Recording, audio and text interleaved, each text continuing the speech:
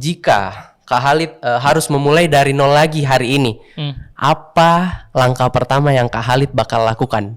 Udah pernah aja mulai dari nol. Asik. Mulainya dari skala UMKM ya? Startup juga. Bukan UMKM. Oh, ikut program startup dulu kah atau Saya sebenarnya agak kurang nyaman kalau disebut UMKM karena itu tuh 3, 2, 1.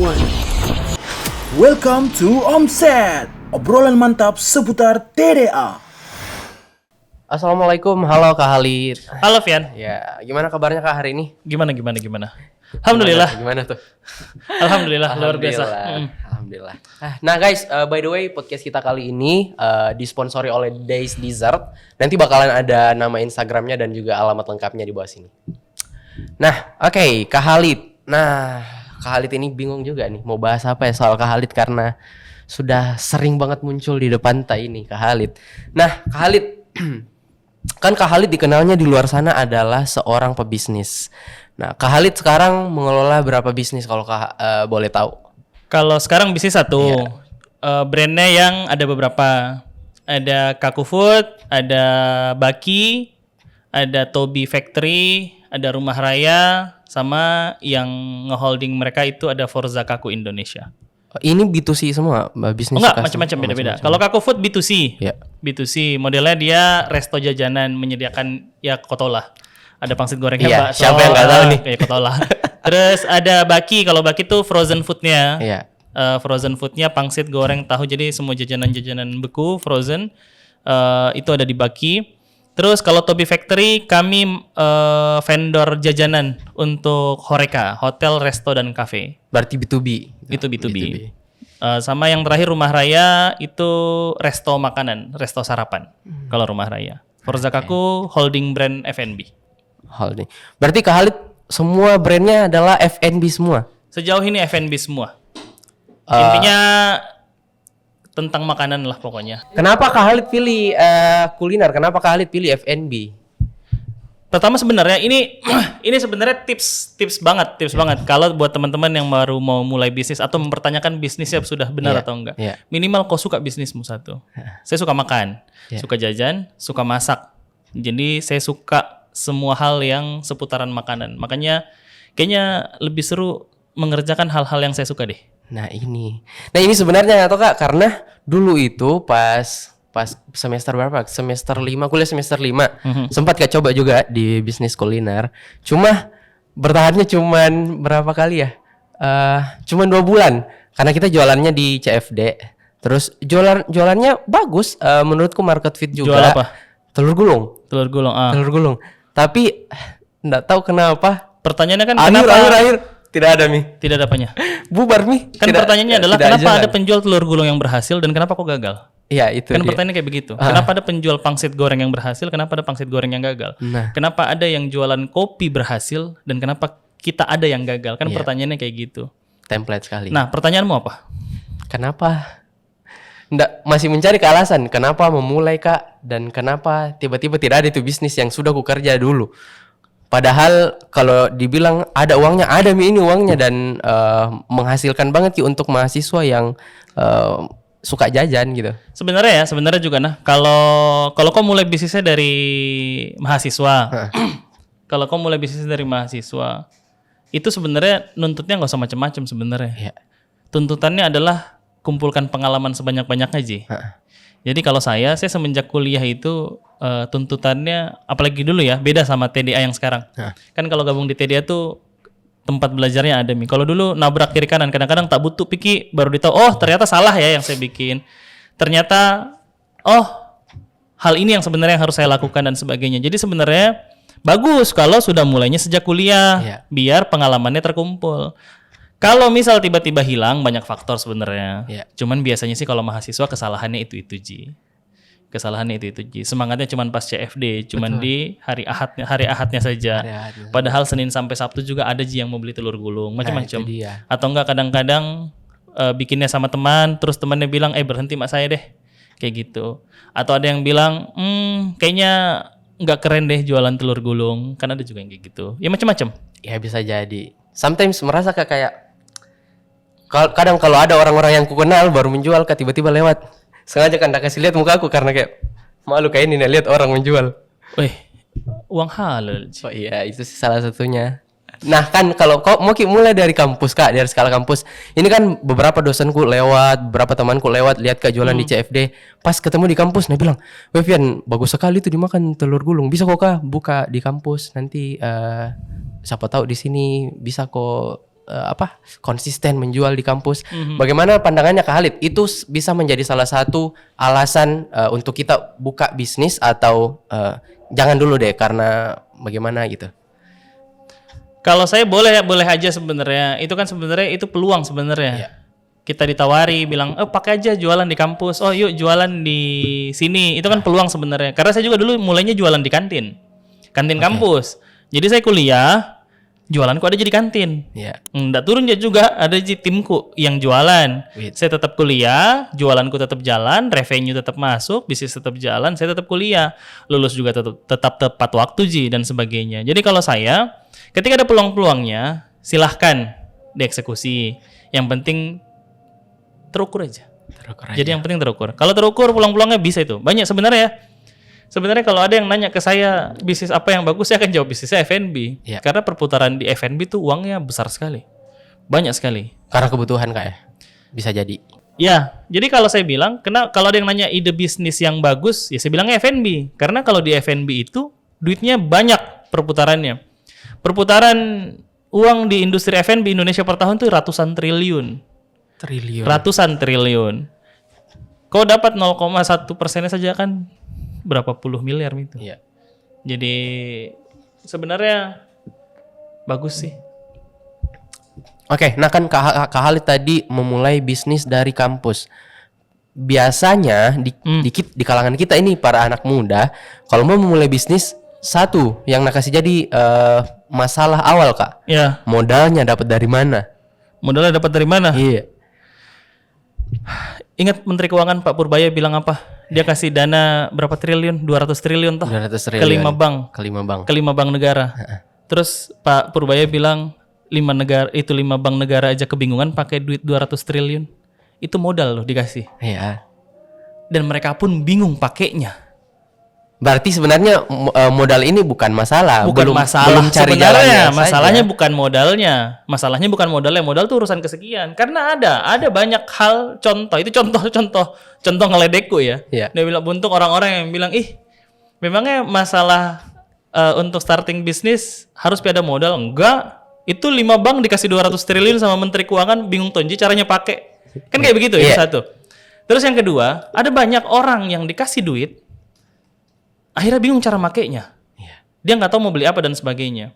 Dan contoh realnya asli pernah di saya juga pernah mengelola beberapa uang investasi dan sebagainya, uangnya habis. Karena saya nggak tahu cara makainya. Uang habis, bisnis nggak jalan nih. Uang habis ya nasamin, bisnis nggak jalan. Jadi kalau saya ada orang yang diwariskan bisnis sama orang tuanya, sama keluarganya, nggak jalan-jalan juga. Jadi sebenarnya kalau saya modal tuh urusan kesekian sih. Karena kadang-kadang bisnis tanpa modal masih masuk akal banget sih. Ini klise sebenarnya, klise. Allah, paling kata-kata motivator. Tapi emang enggak begitu. Karena pengelolaan uang tuh ada ilmunya sendiri, mengelola uang investasi itu ada ilmunya sendiri. Jadi menurutku modal urusan kesekian. Modal urusan. Yang penting jago jualan dulu Kak. Kalau saya, dia tahu cara jualannya dulu. Dia tahu jualinnya ke siapa, dia tahu jualan apa. Itu paling gampang. Jadi kalau saya skill dasar ya. Kalau saya menurutku ya, entah kita starting jadi pengusaha itu dari profesi apa ya. Entah keahlianmu keuangan kah, entah keahlianmu HR kah, entah keahlianmu operasional kah, bikin kopi kah dan sebagainya. Entah ke orang kesehatan kah, terus pengen terjun ke bisnis dan sebagainya. Skill jualan itu wajib. Wajib kau punya. Karena itu skill dasar. Harus. Dan skill ini alhamdulillahnya karena kalau tadi kau bilang, "Ika, saya sejak kuliah mulai jualan." Ya, alhamdulillah. Mulai jualan, pernah juga jualan dessert. Pernah jualan. Karena saya yakin skill jualan itu adalah skill yang tidak bisa kita hasilkan dalam satu malam. Untuk ahli jualan itu butuh penolakan berkali-kali, butuh menawarkan berkali-kali. Akhirnya tahu caranya. Jadi Itu yang ahli-ahli kalau kau lihat jualan sampai hari ini juga hasil penolakan berkali-kali Ji. Berarti salah satunya kita ini Kak. Ya kalau ditolak mah hal-hal biasa Ji sampai hari ini. Dan memang sudah yang enggak apa-apa juga Ji. Nah, soal penolakan dan soal penjualan, bagaimana cara Kak Khalid mengatasi rejection, penolakan dari customer? Misalnya Kak Khalid lagi jualan apa nih, terus dari konsumennya dia kayak ada penolakan kayak tidak dulu deh, tidak Ini begini, nolaknya tak dulu kenapa? Nolak karena dia nggak cocok sama barangnya atau memang karena nggak butuh? deh. Contoh karena dia barangnya kemahalan misalnya. Barangnya kemahalan. Kemahalan menurut dia itu. Kalau saya itu uji produknya dulu. Ya. Uji produknya tentu dengan harganya. Kita tawarin ke orang. Kalau kita jual dengan harga yang sudah kita tentukan, kan kalau mahal murah relatif lah ya. Relatif. Kita jual dengan harga yang kita inginkan dan kita tentukan, produknya sudah kita ini. Terus terjadi dua hal. Terjadi repetisi dan terjadi rekomendasi. Ya. Aman itu. Aman nih. Tapi dengan jumlah rasionya itu ada hitung-hitungannya. Hitung-hitungannya itu misal hitung-hitungannya adalah misal jumlah yang merekomendasikan jauh lebih banyak daripada jumlah yang tidak merekomendasikan. Ketika itu jumlahnya jauh lebih banyak, maka itu fit. Hitung-hitungan detailnya nantilah kalau ada kelas-kelas offline atau enggak kelas-kelas diskusi yang jauh lebih detail. Tapi gampangnya seperti itu.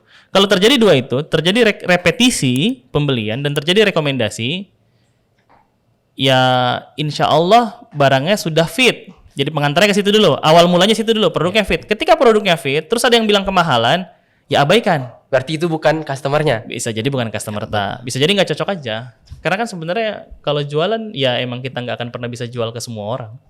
Kayak gitu. Berarti kalau misalnya kita ada nih barang, misalnya saya jual gorengan, customerku itu sudah paham nih sama produkku dan sudah terima nih dengan harganya. Ketika nanti ada orang yang datang Kak, terus dia bilang, deh produknya kaku, gorengan gitu, tapi dia mahal. Nah, berarti itu bisa jadi bukan target marketnya kaku. Mahal murah relatif sih sebenarnya. Ya. Itu saya tadi aku bilang mahal murah itu relatif. Kalau dia kata sifat selalu relatif sih. Karena begini sih. Kau jualan nasi kuning 5.000 akan tetap ada yang bilang mahal. Iya. Iya kan? Kau jual nasi kuning harga 5.000 tetap ada yang bilang mahal. Kau jual sekarang saya tanya. Kau jual barang branded harganya puluhan ribu, mahal murah? Murah lah. Iya, murah. Barang misal beberapa barang-barang fashion dan sebagainya harganya satu kaos 500.000, mahal murah? Ya tergantung. Ada yang bilang mahal, ada yang bilang murah. Betul. Jadi kalau saya mahal murah itu relatif. Kalau ada yang bilang kaku mahal, dari data kami sih enggak sebenarnya. Sejauh ini yang bilang sama kaku itu dia bilang sih kalau kaku murah. Tapi setelah saya cari, karena kalau menurutku menurutku murah. Sebenarnya kalau saya bilangnya mahal sih, sebenarnya mahal. Tapi kata pelangganku, kami mensurvei hampir 3.000 sampai 4.000 pelanggan. 90% bilang murah. Kalau saya tarik sebenarnya bukan murah, tapi lebih ke value for money aja. Harga yang mereka bayarkan sama dengan apa yang mereka dapatkan. Jadi itu worth it Ki, jadi tidak worth it. nanggap Jadi Ki. sebenarnya mahal murah tuh relatif. Lebih penting tuh kalau value for money aja apa yang kau jual. Kayak gitu sih. Oke, I see. Nah, berbicara soal teknik, tadi kan kita panjang nih membahas soal penjualan dan Kak Khalid mungkin sudah melewati banyak sekali pengalaman soal jualan mulai dari kampus sampai sekarang. Kak Khalid tadi sebelum masuk podcast toh Kak, bilang Kak Cedang, Kak Khalid adalah king of revenue. Jadi jagonya menjual kalau Khalid. Bagaimana tips jualan ala Kak Khalid kalau kita sudah di level middle, tidak pemula Meki, kayak jalan Meki ini tapi bisnis tak begitu-begitu saja sih, begitu-begitu saja Ji. Tidak naik Ki, tidak turun Ki juga, stagnan Ki. Bagaimana tipsnya dari Kak Khalid kalau begitu bisnis? Sebenarnya kalau saya sebenarnya ya, cara jualan itu begitu-begitu Ji. Nggak ada Ji cara yang macam-macam banget sebenarnya. Cuman bedanya persisten aja. Maksudku adalah kalau di kami itu ada satu inisiatif atau program kerja penjualan yang berhasil. Itu terus diulang-ulang. Jadi kalau misal kau punya effort 100%. Effort tuh berarti ngomonginnya punya orangnya, punya sumber dayanya, punya uangnya untuk melakukan kegiatan program inisiatif sales 100% misal. 80% tuh program berhasil yang kami ulang-ulang. 20% ngulik program baru. Jadi kalau saya bilang adalah cari metode-metode jualan yang berhasil, duplikasi, ulangi, tidak usah macam-macam. Jadi saya itu dari dulu prinsip kok ngapain sih macam-macam, persisten aja. Bedanya adalah kami lebih ulet aja, lebih gigih aja, melakukan hal itu berulang-ulang sampai dapat poinnya. Dan itu terbukti berkali-kali. Jadi kalau kayak jualan, tawarin aja, cara nawarinnya kayak begini, cara memperkenalkannya seperti ini, yang orang lain juga lakukan. Iya. Bedanya kadang-kadang ya. Mungkin orang-orang nyobainnya 5-10 kali. Kalau kami nyobainnya 100 sampai ribuan kali. Jadi bedanya di situ. Waktu yang terbuang sudah banyak, waktu yang digunakan sudah banyak nih. Nah, kadang-kadang orang tuh sudah menyerah di langkah ke-5, langkah ke-7. Padahal bisa jadi langkah 9 ya, baru. Langkah 9 dapatnya kan kita nggak tahu. Penawaran kesekian baru dapat dan sebagainya. Kan pertanyaannya kayak begitu. Sisanya itu yang pertama. Jadi kalau yang pertama kami persisten. Jadi cukup kekeh sama hal-hal yang berhasil dan kami ulang. Bahkan beberapa hal tuh tim-tim di kantorku bilang, "Kak, membosankan nyemi ini." Ya tapi berhasil. Iya. Kerjain aja sampai mual kayak, "Kak, muak banget, Mak." Maksudku, ya tapi tetap berhasil. Tetap berhasil. Akhirnya tetap dilakukan, tapi tetap ngulik. Jadi kalau misal kau punya itu tadi 100% effort, 80% habiskan effortnya di yang berhasil, 20% ngulik effort baru. Terus. Yang siap kalau berhasil, anggarkan lagi. Nah sebenarnya ini tuh Kak by study case karena kan lagi menjalankan Kak juga bisnis di bidang kesehatan, lagi jalankan Kak bisnis home care, ada kerjasama sama teman dokter. Dan menurutku kenapa kayak kurasa ini berapa lama mah Kak mulai, berapa lama mah Kak jalan, tapi kenapa kayak begitu-begitu terus Ji? Begitu-begitu itu apa? Kayak pelangganku itu Ji, dan peningkatan di bisnisnya juga masih belum terlihat, maksudnya masih stagnan Ki begitu. Tidak mau Kak bilang ini survive mi bisnisku, nggak bisa Kak juga, tapi mau Kak bilang tidak survive Ki juga, tapi jalan Ji. Targetnya berapa memang? Kalau untuk di targetnya di bisnisku sekarang Kak, kalau per bulan minimal kita dapat 35 pasien itu sudah ada sudah profit mi. Berarti kan pengennya 35 pasien. Iya. Loh. Jadi sebenarnya kalau di tahapan kegiatan marketing and sales itu ada beberapa tahapan. Tahapan pertama itu ada namanya buy leads. Jadi adalah bagaimana caranya kita banyak-banyakin leads-nya. Leads itu adalah bagaimana caranya banyak orang yang tahu tentang bisnis dan punya potensi buat beli. Nah, dia tahu dan punya potensi buat beli. Bukan cuma sekedar tahu. Contoh. Tapi potensi untuk ya, membeli. dia potensi buat beli. Contoh misal teman-temanku yang di Jakarta tahu Kaku. Iya. Tapi kan gak punya potensi buat beli. Berarti sama aja, nggak bisa Berarti dikatain bukan leads. Berarti bukan leads. Itu yang pertama. Langkah yang pertama adalah buy leads dulu. Jadi kumpulkan sebanyak-banyaknya bagaimana caranya biar orang tahu. Makanya kalau di Rumah Raya sekarang, ini brand baru kami. Iya. Yang kami juga tidak akan pernah berpikir kalau seterkenal-terkenalnya Kaku, Rumah Raya masih baru. Dia harus diperkenalkan lagi. Yang kami lakukan buy leads. Apa yang kami lakukan? Kami bagi-bagi tester. Kasih coba ke orang, biar semakin banyak yang tahu. Itu tujuannya. Jadi karena kerjanya programnya adalah buy leads. Tahap pertama, pastikan semua orang tahu, apalagi orang-orang yang punya potensi buat beli. Kalau dia nggak punya potensi buat beli, nggak usah dipusingi. Nggak usah dipusingin. Itu yang pertama, buy leads. Yang kedua, ada namanya buy now. Beli sekarang. Bagaimana caranya biar mereka melakukan transaksi sekarang? Entah diberikan penawaran pembelian pertama kah, entah dikasih promo kah, dan sebagainya. Jadi seperti itu. Jadi kalau PR-nya kayaknya kenapa nggak nambah-nambah gitu-gitu aja pasiennya, leads-nya dulu yang ditambah. Jadi kalau saya kata kuncinya, jadi bikinkan inisiatif-inisiatif bagaimana caranya biar semakin banyak orang yang tahu dan punya potensi buat beli. I see. Itu sih. Oke, itu Kak Di.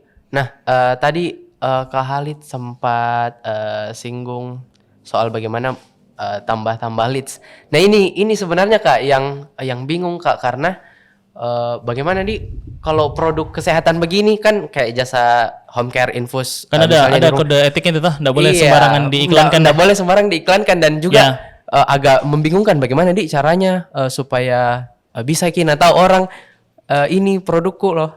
Makanya sebenarnya kalau saya lihat teman-teman yang profesinya ada kode etik yang mengikat, itu tuh beberapa profesi itu, misal kayak dokter gigi. Betul, Kak. Sama saya juga, saya kan profesional coach juga. Itu kan ada kode etik juga. Saya tuh nggak boleh langsung jualan misal, saya coach loh, yuk yang mau coaching sama saya, itu nggak boleh. Nggak boleh. Nggak boleh. Jadi ada kode etiknya. Makanya apa yang bisa dilakukan? Yang bisa dilakukan adalah menceritakan diri tak ke orang-orang. Contohnya Kak, gimana tuh? Contohnya adalah menceritakan aktivitas. Misalkan kalau sudah punya sosial media, sudah punya channel-channel yang bisa kita gunakan, ceritakan apa aktivitas harianmu, hari ini ketemu siapa, kerjaannya apa aja. Nanti orang-orang, oh Alfian ngerjainnya ini ya, oh ternyata Holid tuh ini ya.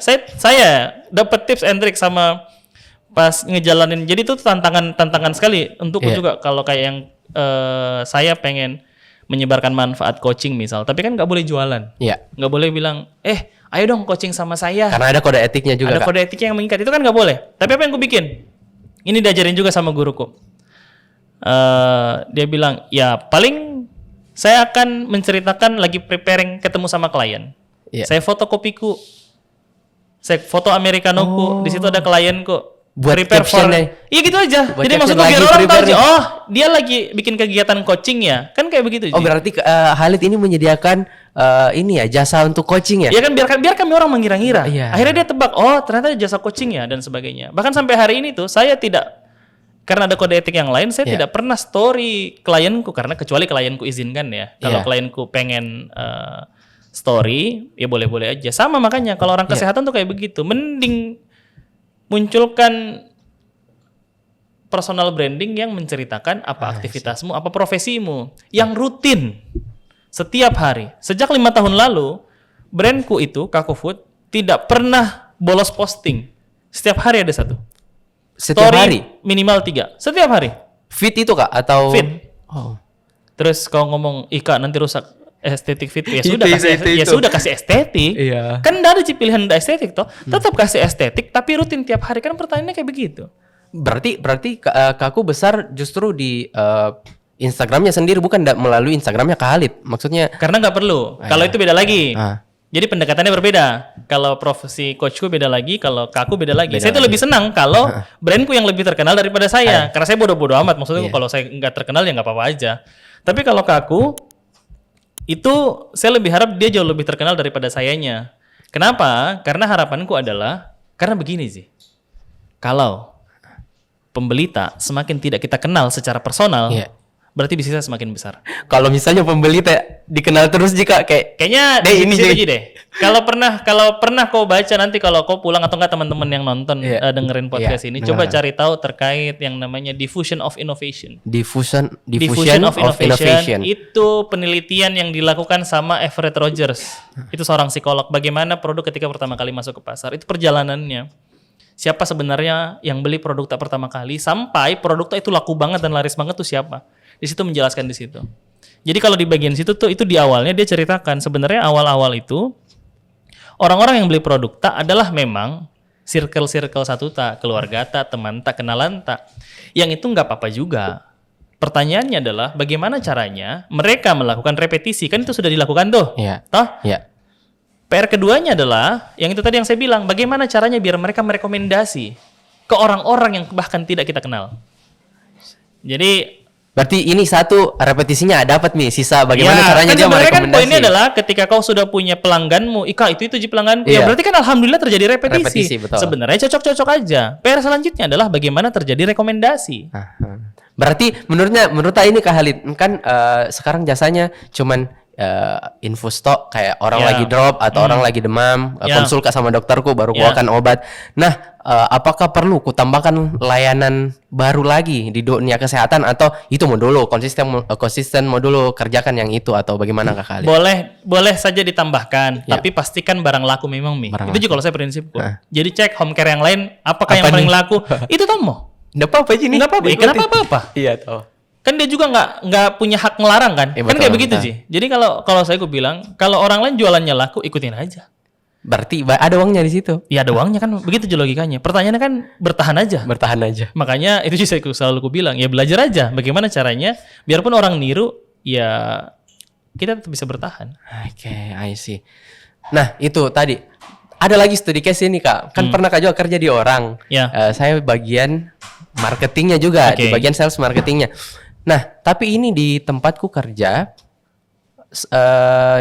caranya itu pemahamannya marketing itu kita nyusun strategi dulu nih. Ya. Nanti strateginya sudah jadi, lempar ke anak tim sales. Nanti tim sales yang kerjakan. Apakah itu memang begitu Ki alurnya Kak? Dari marketing dulu baru turun ke tim sales menjual di lapangan atau bagaimana Kak? Jadi sebenarnya kalau itu pekerjaannya paralel kan itu tadi fungsinya masing-masing beda. Beda, ya. Kalau marketing tuh ngomonginnya awareness aja sama engagement. Kalau sales ngomonginnya bagaimana terjadi peningkatan TC dan EPC. Jadi jalan masing-masing sebenarnya. Cuman biasanya kan kalau tim kecil masih baru mau mulai masih startup skalanya itu mulainya biasanya orang marketingnya gabung sama sellingnya. Sell betul. Ya jadi kalau saya ya nggak apa-apa juga mau ke program salesnya dulu yang muncul atau program marketingnya dulu yang muncul sebenarnya. Berarti paralel kita Kak. Paralel harusnya. Ini dulu di tempatku kerja Kak. Itu salah satunya tuh Kak, kalau misalnya di tim sales itu harus salah satu tujuannya meningkatkan TC dan APC-nya. Ya. Nah, artinya kan kalau misalnya ada leads ini, tinggal conversion rate-nya dari leads menjadi customer diperbanyak yang menjadi total check lagi. Nah, kadang kala Kak toh kita ini di tim marketing susun ini Kak, program marketing. Nanti ini programnya besok musim porseni gini nanti begini nanti Tapi conversion rate-nya ternyata TC-nya begitu-begitu tidak meningkat Ki. Dan evaluasinya selalu kenapa begitu Ki kerjaannya Vian? Harusnya ini maksudnya meningkat orang marketingnya Ki. kenapa begitu? Iya, kenapa marketingnya begitu? Marketing jalan tapi tidak ada pengaruhnya sama sales. Sebenarnya kalau yang diukur pekerjaan marketing berhasil atau enggak itu di jumlah leads yang dihasilkan. Sebenarnya di awareness-nya seberapa banyak sebenarnya kayak begitu. Kesan apa yang muncul di benak customer tentang kita, dibuat seberapa banyak orang yang tahu. Sebenarnya ukurannya kayak begitu. Jadi kalau bisa dibilang kalau targetnya ngomonginnya misal kalau kayak porseni dan sebagainya atau enggak pasar yang disasar itu anak sekolah misal. Ya pertanyaannya adalah berapa sekolah, berapa mahasiswa, berapa siswa yang tahu ini barang. Kan itu.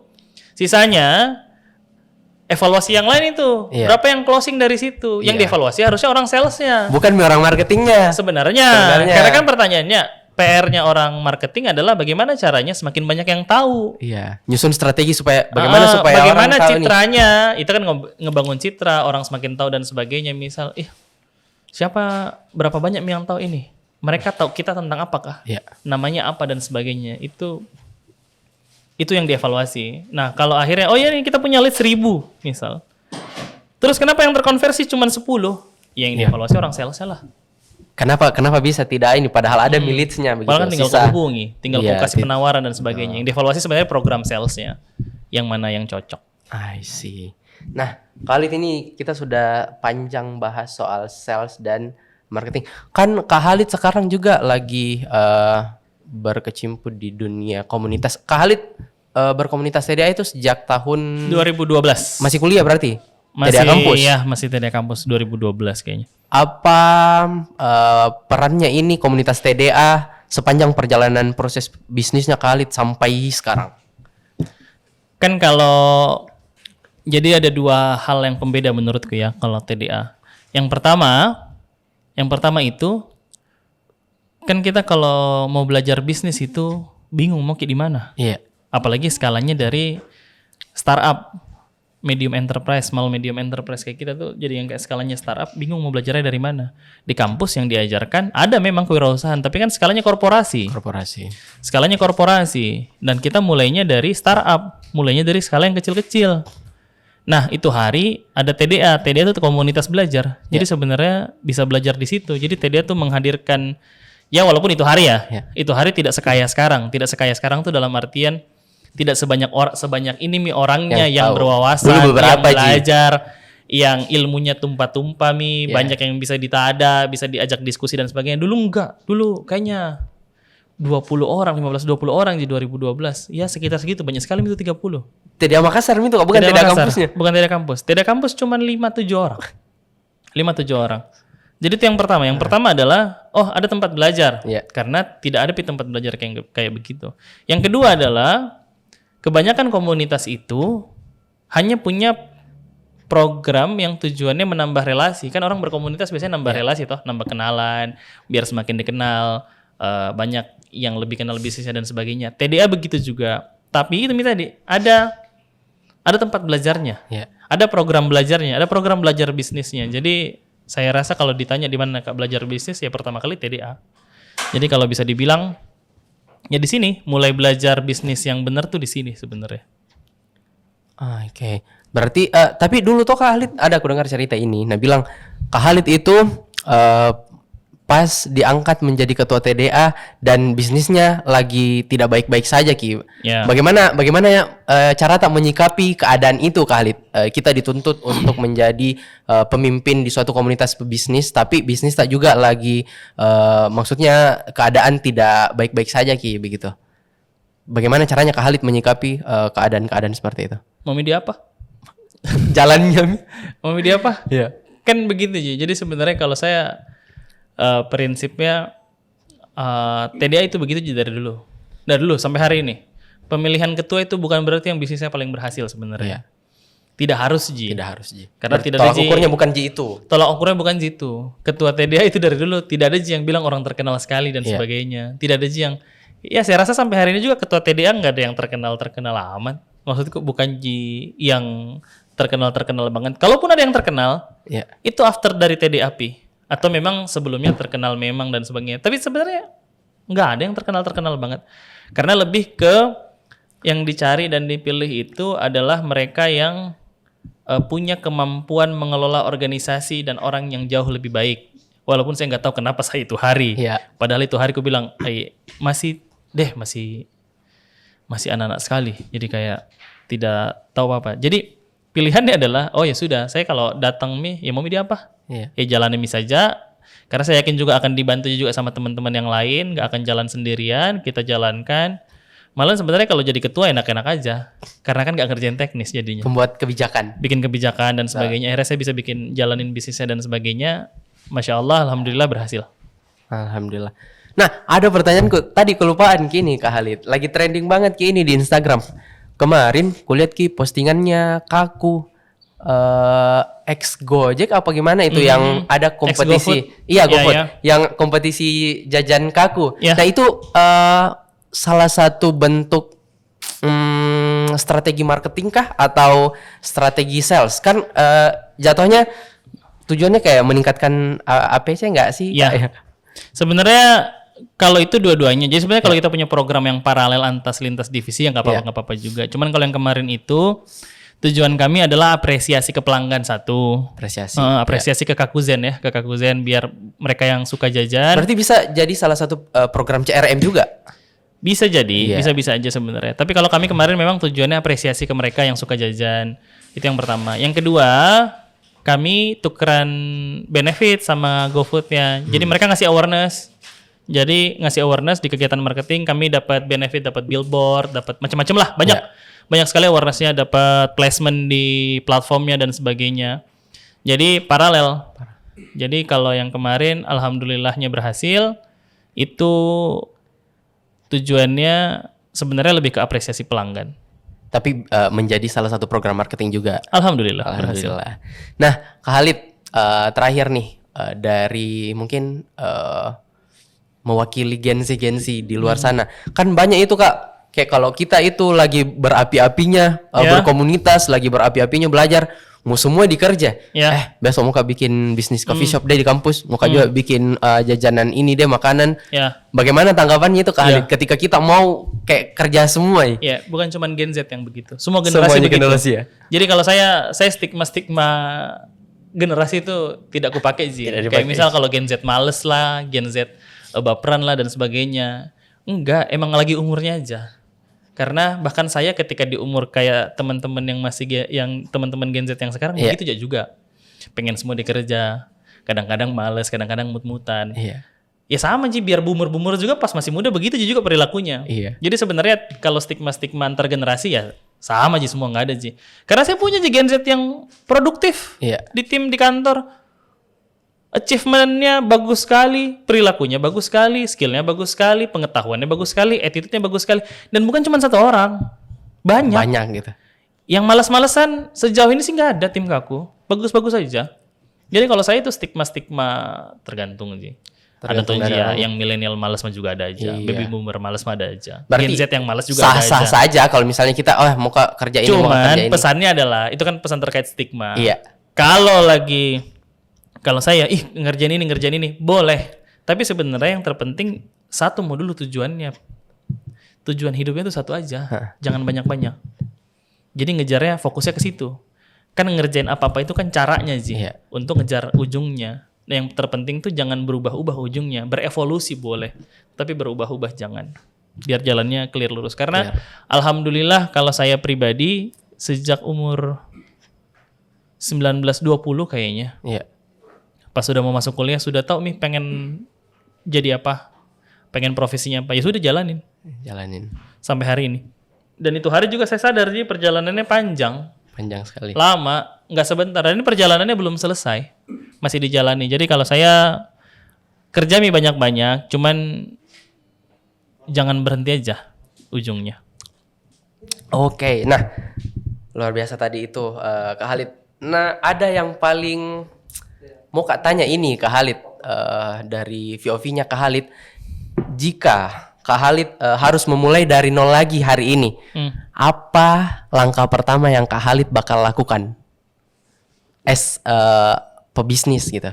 Mulai dari nol. Ya, jika harus mulai dari nol lagi nih, apa langkah pertama Kak yang Kak Khalid? Udah pernah aja mulai dari nol. Asik. Kalau enggak kan kalau mungkin kalau pengusahaan mulai dari nol enggak dari nol juga Ji. Iya. Ya privilege-ku banyak banget Ji. Iya. Banyak banget sih privilege-ku. Enggak sesulit-sulit amat Ji. Cuman sebenarnya privilege itu kan hal eksternal toh. Ya. Tapi kan internalnya selama ada Ji optimisme, saya sadar banget sih saya orangnya optimis banget. Yang kadang-kadang juga harus direm-rem karena orang optimis tuh positif banget orangnya. Iya. Kadang-kadang tuh blind spot negatif tuh nggak kelihatan. Padahal ada. Makanya saya orangnya lebih prasangka baik aja sama orang dan sebagainya. Kadang-kadang tuh saya nggak ngelihat tuh kadang-kadang. Iya. Nah, kalau akhirnya harus mulai dari nol lagi, Iya. apa yang gue lakukan? Secara teknis, Secara teknis nih. Iya. ya cari apa yang laku. Itu lagi gua Kembali lagi. Prinsipnya kayak begitu, nggak usah macam-macam. Saya nggak akan pernah, bahkan sejak kuliah, ketika mahasiswa lain mencari beasiswa kewirausahaan, apa yang mereka lakukan adalah bikin produk yang uniknya luar biasa. Keripik kulit durian lah, abon daging gorila lah, keripik sendal jepit lah, macam-macam. Padahal belum ada Maksud ini. gua, dan mereka berpikir, unik ini pasti laku. Enggak, sumpah. Demi Allah nggak laku. Karena enggak ada begitu belum Iya, terinfluence karena juga maksudnya orang pemikirannya marketnya. ini unik dan sebagainya. Enggak. Iya. Saya sejak awal pilihannya es krim. Karena kenapa? Karena jurusanku jurusan cewek, banyak perempuannya. Dan perempuan suka es krim.